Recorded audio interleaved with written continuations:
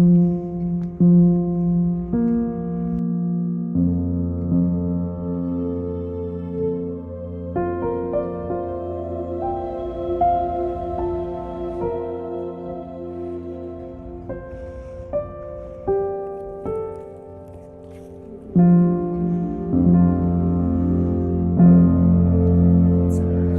glad that you are bringing awareness to this issue, because particularly in the last 2 years, as we suffer and recover from this worldwide pandemic, that has been one of the main topics. Over 15 million people around the world have died from the impact of COVID. We need to understand that it's a natural process, and that people have different ways of coping with it. One of the ways in which I have been able to give my patients and my community some hope is help them understand the different stages. Because when you are grieving, you think the whole world ended for you. You think that that's the last of you.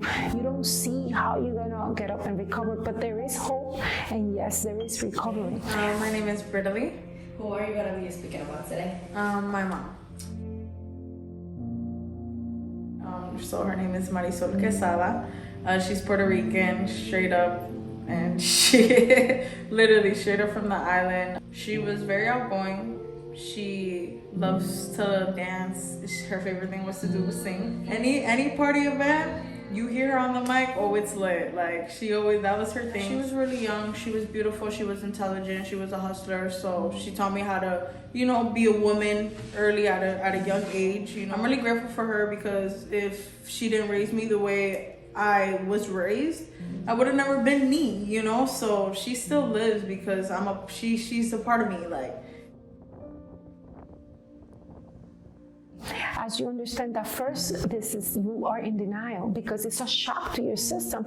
You had this person with you all your life, and all of a sudden it's gone. It's like it's a reality. So it takes some time for your mind, your whole body to really come to terms with it. She went straight into ICU and she looked really bad. And then my sisters were FaceTime. My sisters were calling me, texting me, "You have to get here right now." I'm in the middle of a pop-up shop, and I'm like, oh my God, I don't like what's going on. I'm freaking out. I'm just trying to do as people's gems, and I'm shaking. Like, I'm not even there mentally. I'm just like, okay, I need to get as much money as I can, because I was unemployed at that time. So I was only focused on my small business. So I'm like, okay, I need to get as much money as I can here. I need to leave, and I need to get the next ticket to Florida. Like, cause Florida is a 2-hour plane. I couldn't get it that same night. The next morning I went, she was already in a hospice. So then I went, and then I saw her, and I was like, oh my God, and I just broke, like I broke. I can't even, this is like unexplainable. I just couldn't believe it. I still don't believe it. Then you start to be angry at like the system, depending on which circumstances, and of course some circumstances are worse than others. So today I'll be talking about the loss of my cousin. His name was John Lustek. He was a great friend to me. I didn't get to see him much, unfortunately, but he was always a very nice, very kind person, and very, very intelligent. Unfortunately, he died when he was very young. He died at 30. It was back in 2018. I remember he had actually just gotten married about a year or two prior, and then I think it was the day after my high school graduation party that we found out that he had passed away. He had gotten a very rare and aggressive form of cancer, which was really only commonly seen in older people, so he was a very special case study. Because we had each other added on PlayStation. We never played online together, but whenever I went to his house, we would always sit down and play together. But there was this moment where I was looking through my friends lists on PlayStation for whatever reason, and I saw his username pop up, and that just kind of, it told me like when he had last logged on. And that was kind of what made it a bit more real to me, and made me realize, like, oh man, like, he's actually gone.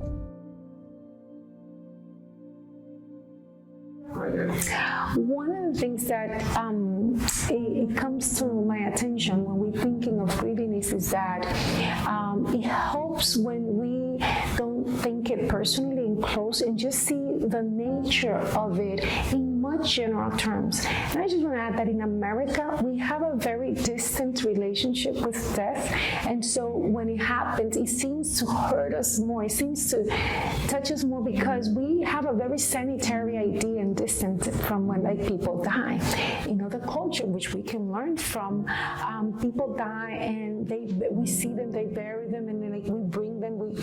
It's a much closer relationship to people who are suffering and through death, and so that helps us to cope. And the next morning, I think it was like 8:46, 8:48, she took her last breath, and my sister's in my arms. They started limiting the people in the room at a time. Like, I don't know, I told them, like, I don't know if you guys ever had a Hispanic person die, but when a Hispanic person passes away, like, the whole family comes. Like, I'm Maria Americo, and I am a history professor. I think a really interesting one to talk about is ancient Egypt. So it's really familiar to a lot of people, and also the way ancient Egyptians dealt with death is something that you see across various ancient cultures. There was a practice of burying the dead person with various items, clothing, food, medications they might have taken, art. They would even sometimes bury their dead with little figurines. And these figurines represented servants that were gonna like do work for you in the afterlife. And one of the conclusions we draw from that is they clearly thought you were going somewhere. And that this was gonna be almost a real place where you were going to require all of the things that you had during your life. And that you were gonna have kind of a similar experience that you had during your lifetime. I think one of the ways that we look at death now is like your suffering is going to be over, and you're no longer going to feel pain and suffering that you maybe felt.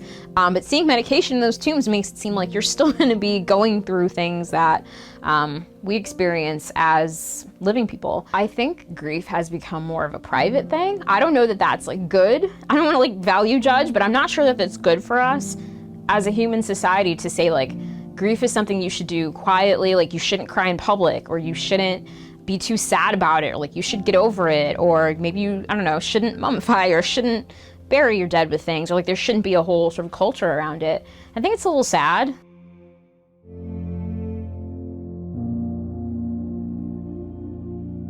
Like, for example, in some cultures still now, like you can hire professional mourners. They come to the funeral and they like scream and cry, like in a really cinematic, dramatic way. And it's this ritual of grief. And then the family members see it, they also feel like they can express their grief openly, and that's not like a thing anymore, right? Like you might maybe want to like be quiet about it, or like don't cry, or whatever. And I think that is a little sad that we've lost that like open expression of grief. Today I will be speaking about my late grandfather, Hector Torres.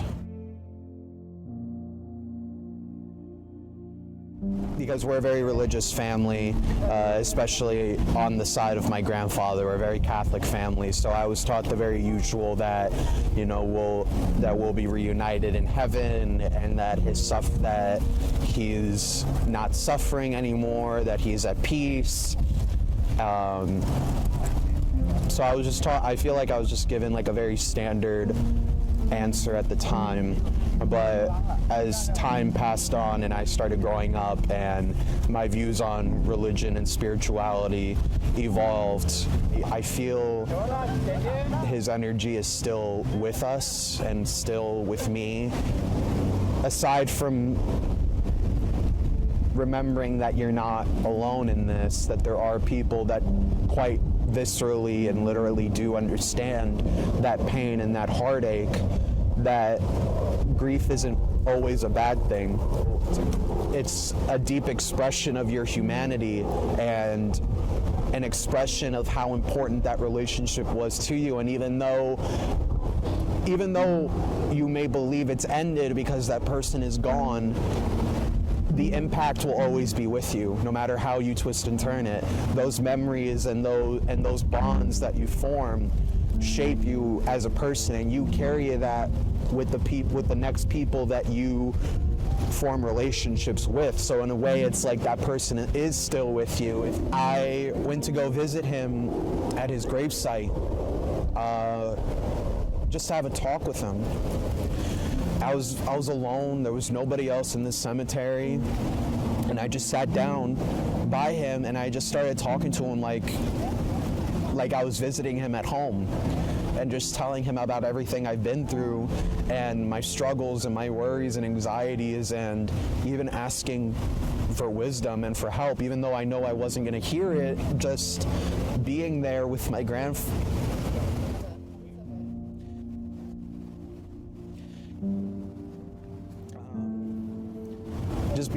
grandfather was, I guess, my own way of creating a memory with him. And I like to still carry him around with me. I don't know if you've ever seen, but I wear this necklace, and it has a ring and a ring and a cross. And the ring is his wedding band. And my grandmother gave it to me, and she even told me today, it's like, oh yeah, I gave you that ring in case you ever want to sell it. And I'm like, why would I ever sell this? This is, and I carry this with me because I still want to carry his legacy with me in my life.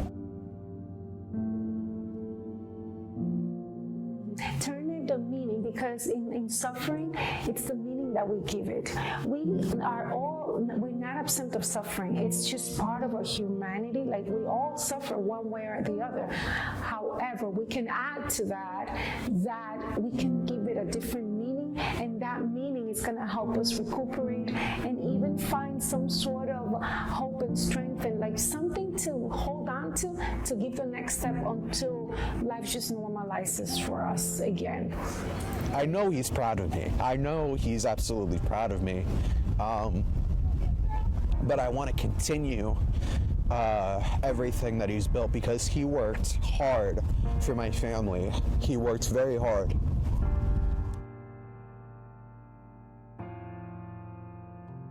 Because, you know, they say like dragonflies and ladybugs are indicators, and even butterflies are indicators that a loved one is watching over you.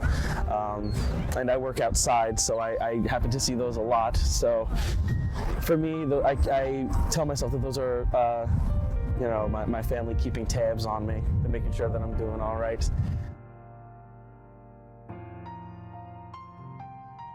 You know, nobody ever really dies. So that's something that I also did learn too. Nobody ever really dies. They live forever. Like, I feel my mom sometimes. Like, I'll feel her. I'll be playing music on my Apple Music and Shuffle, and her song will come on. Ancient rituals for death and dying, they did these things in community, where people got together and celebrated the person, or sent them off on their way, or put a coin under the mouth, like whatever it was. They celebrated these things in community, and you didn't feel like you were alone, or like that person's life is not going to be remembered. So I think it would, you know, maybe we need to return to that, of like a communal grieving experience, so that we don't feel like we're alone, or that we're going through something that's out of the norm, because we're not. We're all going to know someone who's going to pass away. It's a thing that happens to all of us. Yeah.